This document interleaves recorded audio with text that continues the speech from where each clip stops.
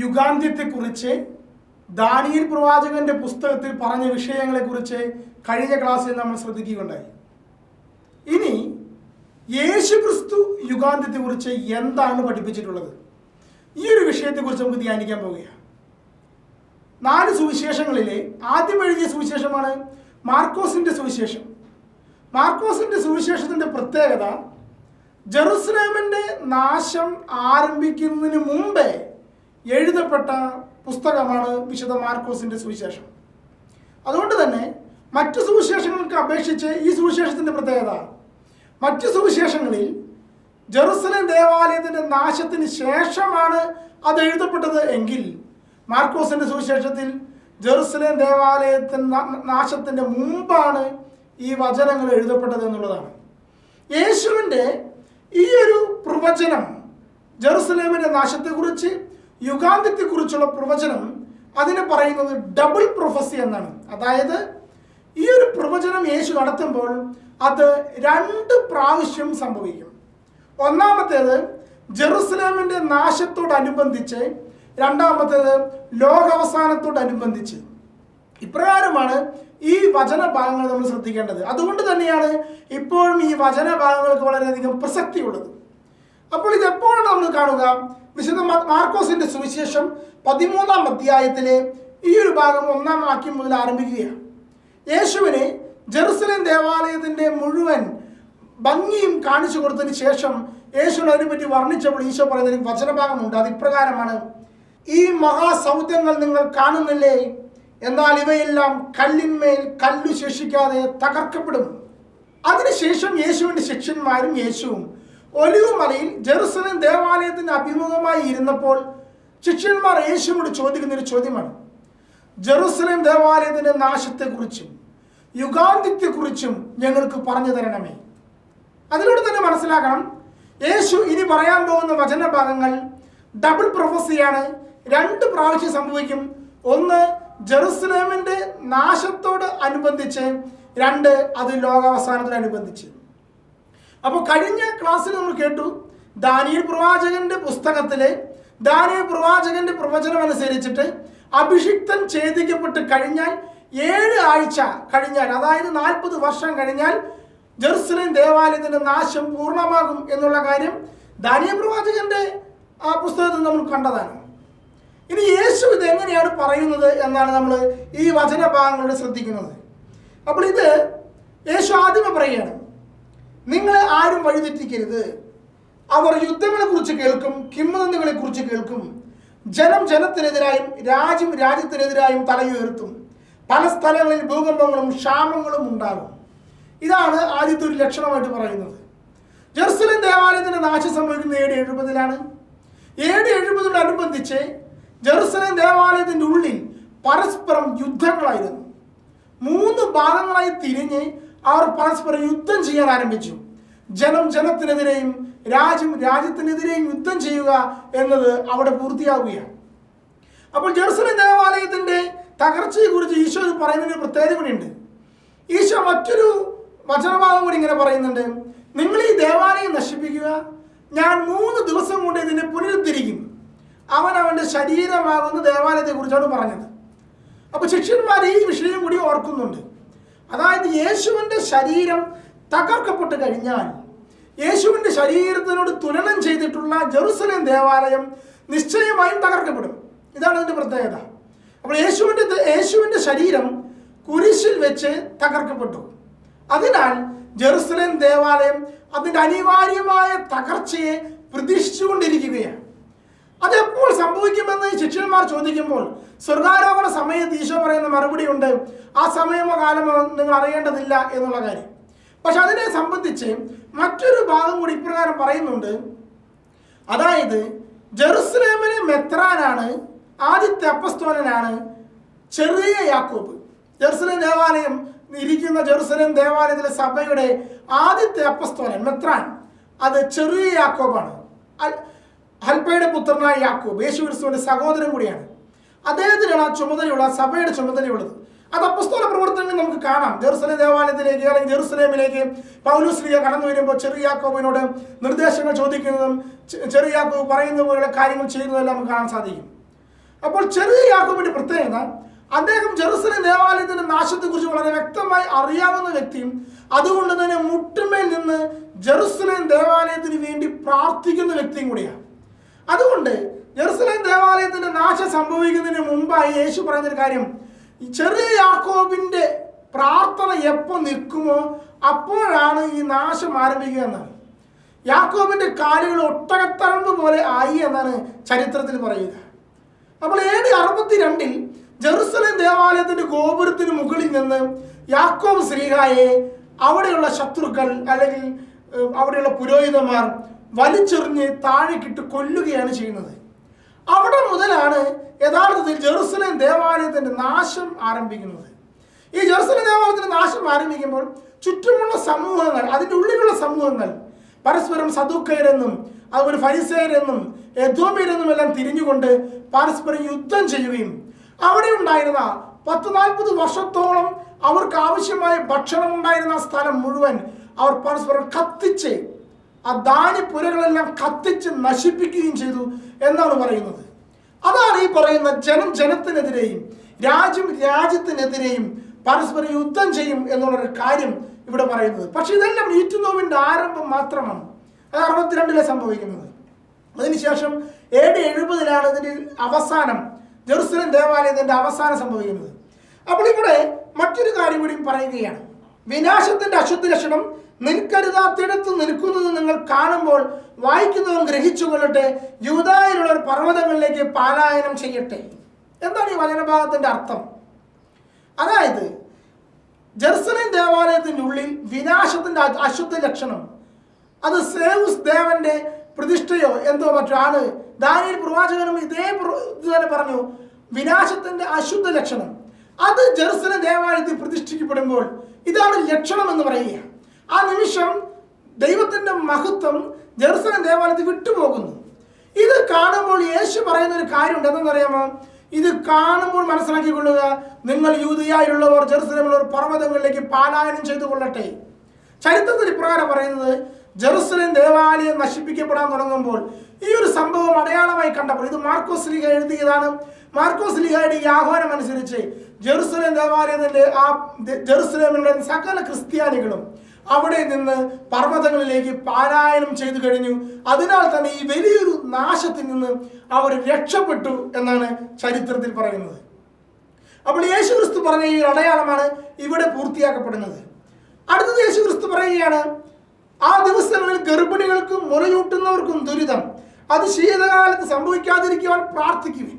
അതുപോലെ തന്നെ യേശു ക്രിസ്തു കുരിശിൽ ചുമന്നുകൊണ്ട് ഗാഗുൽത്തായിലേക്ക് പോകുമ്പോൾ അവിടെ വെച്ച് പറയുന്ന കാര്യമുണ്ട്, ജെറുസലേം സ്ത്രീകൾ ആശ്വസിപ്പിക്കുന്ന കാര്യമുണ്ട്, നിങ്ങൾ എന്നെ ഓർത്ത് കരയേണ്ട, നിങ്ങൾ നിങ്ങളുടെ സന്തതികളെ ഓർത്ത് കരയുവിൻ. എന്താണ് ഇതിന് കാരണം? യേശു ക്രിസ്തുവിന് ശേഷമുള്ള തലമുറ ജെറുസലേം ദേവാലയത്തിലുള്ള ജെറുസലേം രാജ്യത്തിലുള്ള ആ സമൂഹം ഇവിടെ തകർക്കപ്പെടുമ്പോൾ, നശിപ്പിക്കപ്പെടുമ്പോൾ യേശു അത് കാണുകയാണ്. അവിടെയുള്ള ജനം പരസ്പരം യുദ്ധം ചെയ്യുമ്പോൾ അവിടെയുള്ള സ്ത്രീകൾക്ക് വളരെ ദുരിതമായിരിക്കും. ചരിത്രത്തിൽ പറയുന്നത് ഇപ്രകാരമാണ്, അവിടെയുള്ള സ്ത്രീകൾ തൻ്റെ കുഞ്ഞുങ്ങളെ കൊന്ന് ഭക്ഷിക്കാൻ ആരംഭിച്ചു എന്നാണ് പറയുന്നത്. തൻ്റെ മക്കളെ കൊന്ന് തിന്നാൻ ആരംഭിച്ചു. അത്രയും ക്രൂരമായ ഒരു സംഭവ വികാസങ്ങളിലൂടെയാണ് ജെറുസലേം ദേവാലയത്തിൻ്റെ നാശം സംഭവിക്കുന്നത്. അവിടെയുള്ളവർ രക്ഷപ്പെടാനായി ജെറുസലേം ദേവാലയത്തിൻ്റെ ഗോപുരത്തിലൂടെ അല്ലെങ്കിൽ കോട്ട മതിലിലൂടെ ഓടി രക്ഷപ്പെടുമ്പോൾ പുറത്തേക്ക് ചാടി ഇറങ്ങുന്നവരെ റോമാക്കാർ ചുറ്റും നിന്ന് ഉപരോധം തീർത്ത് കൊല്ലുകയായിരുന്നു എന്നാണ് പറയുന്നത്. ഉള്ളിൽ നിന്നാലും ചത്തുപോകും. കോട്ടമതിലൂടെ ഓടി രക്ഷപ്പെടാൻ ശ്രമിച്ചാൽ റോമൻ പടയാളികളുടെ കയ്യാൽ ചത്തുപോകും. ഈ ഒരു അവസ്ഥയിലേക്ക് അവിടെയുള്ള ജനം മുഴുവൻ മാറി എന്ന് പറയുന്ന ആ ഒരു ദുരിതത്തെക്കുറിച്ചാണ് യേശു ക്രിസ്തു ഇവരോട് ശിഷ്യന്മാരോട് പഠിപ്പിക്കുന്നത്. അടുത്ത് പറയുകയാണ്, അടുത്ത വചനഭാഗം, ആ പീഡനങ്ങൾക്കുള്ള ദിവസങ്ങളിൽ സൂര്യൻ ഇരുണ്ടു പോകും, ചന്ദ്രൻ പ്രകാശം തിരിഞ്ഞില്ല, നക്ഷത്രങ്ങൾ ആകാശത്ത് നിപതിക്കും, ആകാശശക്തികൾ ഇളകുകയും ചെയ്യും. അടുത്ത പ്രവചനമാണ്. ഇത് കാണുമ്പോൾ നമ്മൾ ചിന്തിക്കും, പലപ്പോഴും ഈ ബൈബിൾ ഭാഗം വായിച്ചുകൊണ്ട് പലരും ചിന്തിക്കാറുണ്ട്, എവിടെ സൂര്യൻ ഇരുണ്ടുപോയി, എവിടെ ചന്ദ്രൻ നിലത്ത് വീണു, എവിടെ നക്ഷത്രങ്ങൾ നിപതിച്ചു എന്നെല്ലാം. എന്നാൽ ഇത് മനസ്സിലാക്കേണ്ടത്, ജെറുസലേം ദേവാലയത്തിന്റെ മുമ്പിൽ ഒരു തിരശ്ശീല ഉണ്ടായിരുന്നു. ആ തിരശ്ശീലയിൽ സൂര്യനും ചന്ദ്രനും നക്ഷത്രങ്ങളും എല്ലാം അടയാളപ്പെടുത്തിയിരുന്നു. ഇതൊരു അടയാളമാണ്. എന്താണെന്ന് അറിയാമോ? ഇതിനിപ്പുറം ഭൂമി, അതായത് ജനങ്ങൾ നിൽക്കുന്ന ഭാഗം, ഈ കർട്ടൻ അഥവാ തിരശ്ശീല, അത് ആകാശത്തെ സൂചിപ്പിക്കുന്നു. അതിനപ്പുറമാണ് അതിവിശുദ്ധമായ സ്ഥലം, അത് സ്വർഗത്തെ സൂചിപ്പിക്കുന്നു.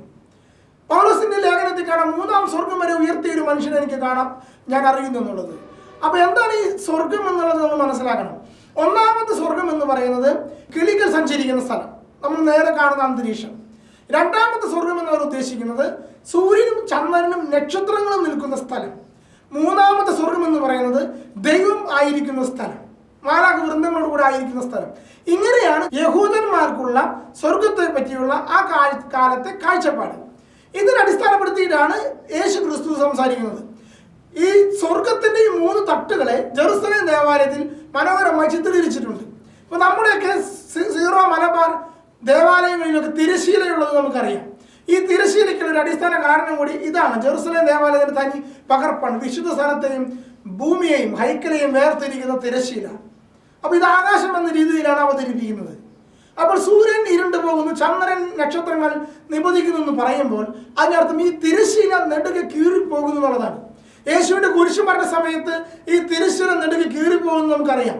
ഇതുപോലെ തന്നെ ജെറുസലേം ദേവാലയത്തിന്റെ നാശത്തോടനുബന്ധിച്ച് ഈ തിരശ്ശീല കത്തിപ്പോകുന്ന ഒരു ഭാഗം കൂടിയുണ്ട്. അങ്ങനെ ജെറുസലേം ദേവാലയത്തിന്റെ ഒരു അടയാളം, നാശത്തിന് അടയാളമായി ഈശോ പറയുകയാണ്, ഈ ആകാശ ശക്തികൾ ഇളകും, സൂര്യനും ചന്ദ്രനും നക്ഷത്രങ്ങളൊന്നും പ്രകാശം തരികയില്ല, അതെല്ലാം കീറിപ്പോകും എന്നുള്ള അർത്ഥത്തിലാണ് ഈ ഒരു വിഷയത്തെ യേശു ക്രിസ്തു ജെറുസലേം ദേവാലയത്തിന്റെ നാശത്തോടനുബന്ധിച്ച് പറയുന്നത്. അടുത്ത ഭാഗം പറയാം. എന്നാൽ ആ ദിവസത്തെ കുറിച്ചോ ആ മണിക്കൂറിനെ കുറിച്ചോ പിതാവിനല്ലാതെ മറ്റാർക്കും, സ്വർഗത്തിലുള്ള ദൂതന്മാർക്കോ പുത്രന് പോലുമോ അറിഞ്ഞുകൂടാ. ഇതാണ് യേശു ക്രിസ്തു പറയുന്ന മറ്റൊരു ഭാഗം. ഇത് പലപ്പോഴും പലരിലെയും സംശയം ജനിപ്പിക്കുന്ന സംഭവമാണ്. എന്താണെന്ന് വെച്ചാൽ, പിതാവിന് മാത്രം അറിയാവുന്ന, പുത്രനെ അറിയാത്ത, ദൂതന്മാർക്കും അറിയാത്ത ഒരു രഹസ്യം, അങ്ങനെ ഒരു രഹസ്യമുണ്ടോ? ഇതിനെ കുറിച്ച് കത്തോലിക്ക സഭ വ്യക്തമായി പഠിപ്പിക്കുന്നത് ഇപ്രകാരമാണ്. കാറ്റക്കിസം ഓഫ് കാത്തലിക് ചർച്ച് ഇത് വളരെ വ്യക്തമായി പറയുന്നുണ്ട്. അത് ഇപ്രകാരമാണ്: പിതാവായ ദൈവത്തിനും പുത്രനായ ദൈവത്തിനും പരിശുദ്ധാത്മാവായ ദൈവത്തിനും ഒരു വില്ലേയുള്ളൂ. കാരണം ഏക ദൈവമാണ്. പിതാവിനും പുത്രനും പരിശുദ്ധാത്മാവിനും ആയിരിക്കുന്നത് ഒരു ദൈവമാണ്. അതല്ലാതെ പിതാവിന് അറിയാവുന്നതും പുത്രന് അറിയാൻ പാടില്ലാത്തതുമായ ഒരു രഹസ്യമില്ല. എന്നാൽ ഈ ഒരു വിഷയം ദൈവിക വില്ലിൽ നിന്ന് യേശു ക്രിസ്തുവിനെ സംബന്ധിച്ചിടത്തോളം അവിടെ യേശു ക്രിസ്തുവിൽ ദൈവഹിതവുമുണ്ട് മനുഷ്യഹിതവുമുണ്ട്, 2 വില്ലുണ്ട്. പരിശുദ്ധ തൃത്വത്തിൽ ഒരു വില്ലേ ഉള്ളൂ, ഒരു ദൈവഹിതമേ ഉള്ളൂ. എന്നാൽ യേശു ക്രിസ്തുവിൽ 2 വില്ലുണ്ട്. ദൈവഹിതത്തിൽ നിന്ന് മാനുഷിക വില്ലിലേക്ക് അത് സ്വീകരിച്ചുകൊണ്ട് ശിഷ്യന്മാരെ വെളിപ്പെടുത്തുവാൻ യേശു ക്രിസ്തു ആഗ്രഹിക്കുന്നില്ല. കാരണം അത് ലോകാവസാനത്തെക്കുറിച്ചുള്ള ഒരു സൂചനയാണ്, മരണത്തെക്കുറിച്ചുള്ള ഒരു പ്രവചനമാണ്.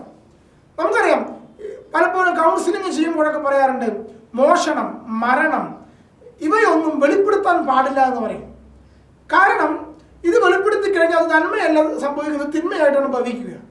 അപ്പൊ അതുപോലെ തന്നെയാണ് യേശു ക്രിസ്തു ഈ രഹസ്യം പറയാൻ ആഗ്രഹിക്കുന്നില്ല എന്നുള്ളതാണ് ഈ ഒരു വചനഭാഗത്തിലൂടെ അർത്ഥമാക്കുന്നത്. കർത്താവിന് അറിയാമെങ്കിലും കർത്താവ് ഈ രഹസ്യം പറയാൻ ആഗ്രഹിക്കുന്നില്ല. ഇതാണ് ഈ വചനഭാഗത്തെ കുറിച്ച് പറയുക. ഇനി അടുത്തൊരു വചനഭാഗം കൂടി ഉണ്ട്. അതാണ് ഈ ഒരു വിഷയമെല്ലാം സംഭവിക്കുന്നതിന് മുമ്പ് ഈ തലമുറ കടന്നു പോവുകയില്ല. എന്താണ് ഈ തലമുറ? ഒരു തലമുറ എന്ന് പറയുന്നത് യഹൂദന്മാരെ സംബന്ധിച്ചിടത്തോളം അതൊരു കാലഘട്ടമാണ്. 40 വർഷം. 40 വർഷം കഴിയുമ്പോഴാണ് ഒരു തലമുറ മാറി മറ്റൊരു തലമുറ കടന്നു വരുന്നത്. ഇപ്പൊ നമുക്കറിയാം, മോശയുടെ നേതൃത്വത്തിൽ ഇസ്രായേൽ ജനം ഈജിപ്ത് വിട്ട് കാലനശത്തേക്ക് പോകുമ്പോൾ 40 വർഷമാണ് അവർ അലഞ്ഞത്. എന്താ കാരണം? ഒരു തലമുറ അറിയാൻ വേണ്ടിയാണ്. അതിനുശേഷം വീണ്ടും എണ്ണമെടുക്കുമ്പോൾ 20 വയസ്സുണ്ടായിരുന്ന കുട്ടികൾ, അന്നുണ്ടായിരുന്ന കുട്ടികൾ മാത്രമാണ് പ്രായമായവർ അവരുടെ സമൂഹത്തിലുണ്ടായിരുന്നത്. ബാക്കി എല്ലാവരും ഈജിപ്തിൽ വെച്ച്, മരുഭൂമിയിൽ വെച്ച് കലഹിച്ച് എല്ലാവരും മരിച്ചുപോയി. അടുത്ത തലമുറ കടന്നു വരികയാണ് മോശയുടെ കാലഘട്ടത്തിന് ശേഷം ഉണ്ടാകുന്ന ഒരു വിഷയം. അപ്പൊ ഈ ഒരു സംഭവം തന്നെ ഇവിടെ തലമുറ എന്ന് പറയുമ്പോൾ 40 വർഷം എന്നാണ് അതിനർത്ഥം. അതായത് യേശു ക്രിസ്തു കുരിശിൽ മരിച്ചതിന് ശേഷം, ജെറുസലേം ദേവാലയത്തിനെ പറ്റി ഈ പറയുന്ന സമയം ഒലിവുമലയിൽ വെച്ച് യേശുവിനെ കുറിച്ച് പറഞ്ഞനുബന്ധിച്ചാണ്. അതിനുശേഷം 40 വർഷം കഴിയുമ്പോൾ AD 70 അതിനുള്ളിൽ ഈ നാശം സംഭവിക്കുമെന്ന് വളരെ വ്യക്തമായി ഈശോ പറയുന്നു. അത് സംഭവിക്കുകയും ചെയ്യുന്നു. അതല്ലാതെ യേശുവിൻ്റെ ഈ പ്രവചനം എന്താ ലോകോത്സവം വരാത്ത എന്ന് പലപ്പോഴും ചിന്തിക്കാറുണ്ട്. ഇത് ജെറുസലേം ദേവാലയത്തിന്റെ നാശത്തെക്കുറിച്ചാണ് പറയുന്നത്. അതുകൊണ്ടാണ് ഇപ്രകാരം ഇങ്ങനെ സംഭവിക്കുന്നത്. അങ്ങനെ ഈ ഒരു പ്രവചന ഭാഗത്തിലൂടെ എന്ത് സംഭവിക്കുകയാണ്? പഴയ ജെറുസലേം ദേവാലയം തകർത്ത് തരിപ്പണമാക്കപ്പെടുകയും പുതിയ ജെറുസലേം, അത് സ്വർഗീയ ജെറുസലേം, അത് സഭ, പരിശുദ്ധ കത്തോലിക്ക സഭ ആ സ്ഥാനത്തേക്ക് ഉയർന്നു വരികയും ചെയ്യുന്നു എന്നുള്ളതാണ് ഇതിൻ്റെ അടിസ്ഥാനപരമായ പ്രവചനത്തിൻ്റെ പൂർത്തീകരണം. അപ്പോൾ മനുഷ്യപുത്രന്റെ ആഗമനം മറ്റൊരു വിഷയമാണ്.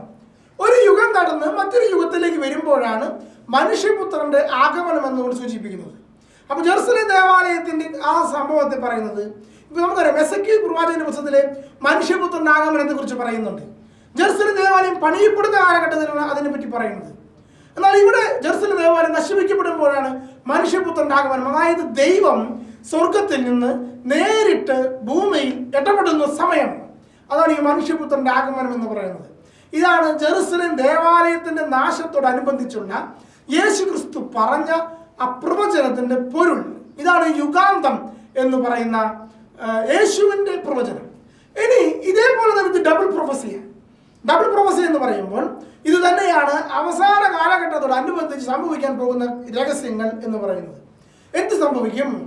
ആ കാലഘട്ടത്തിൽ സഭ പീഡിപ്പിക്കപ്പെട്ടതുപോലെ ഈ കാലഘട്ടത്തിലും വരാനിരിക്കുന്ന കാലഘട്ടത്തിലും സഭ കഠിനമായി പീഡിപ്പിക്കപ്പെടും.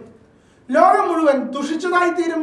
സഭ വളരെയധികം കഷ്ടപ്പെടുകയും അവസാനം വരെ സഹിച്ചു നിൽക്കുകയും രക്ഷപ്രാപിക്കുമെന്ന രീതിയിലേക്ക് സഭയിൽ വളരെയധികം ദുരിതങ്ങൾ അല്ലെങ്കിൽ സഹനങ്ങൾ മറ്റു മേഖലകളിൽ നിന്ന് നേരിടേണ്ടി വരികയും ചെയ്യുന്ന ആ കാലഘട്ടത്തിലാണ് മനുഷ്യപുത്രന്റെ ആഗമനം ഉണ്ടാകുന്നത്.